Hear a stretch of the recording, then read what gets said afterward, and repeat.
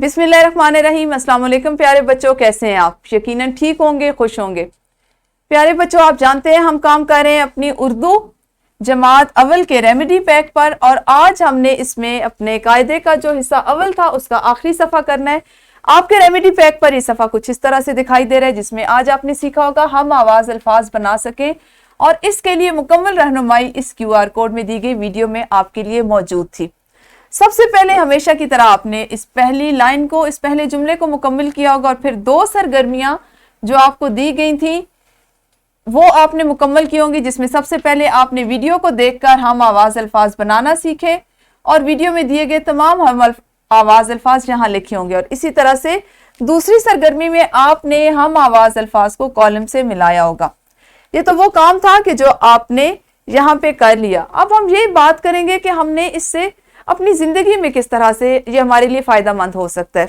हम आवाज़ अल्फाज जब हम बात करते हैं तो अमली जिंदगी में जब भी आप कोई नज़म पढ़ते हैं, कोई नात पढ़ते हैं या सुनते हैं, या आपको कोई शेर व शायरी में कोई नज़म लिखने के लिए सुनने या पढ़ने के लिए कहा जाता है, तो उस वक्त हम आवाज़ अल्फाज की बहुत ज़्यादा ज़रूरत होती है।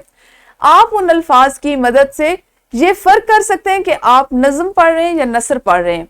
ये एक बुनियादी फ़र्क होता है जब हम आवाज़ अल्फाज पढ़ते हैं, तो उसमें क्योंकि हमारी आम बोल चाल में हम आवाज़ अल्फाज का उस तरह इस्तेमाल नहीं होता जितना हम नज़्म में करते हैं, ठीक है, नात में, हमद में करते हैं।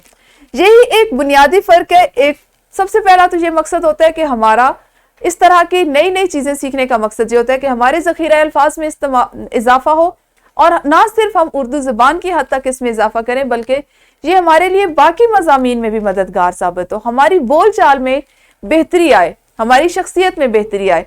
उससे इसका अगला फ़ायदा ये होता है कि जिस वक्त आप नज़म पढ़ते हैं तो आपको फ़ौरन से पता चलता है कि नसर और नज़म में फ़र्क किस वजह से है, कि नज़म में हम आवाज़ अल्फाज बहुत ज़्यादा इस्तेमाल होते हैं, यही नज़म की पहचान होती है, जबकि नसर में हम सादा जुमले लिखते हैं।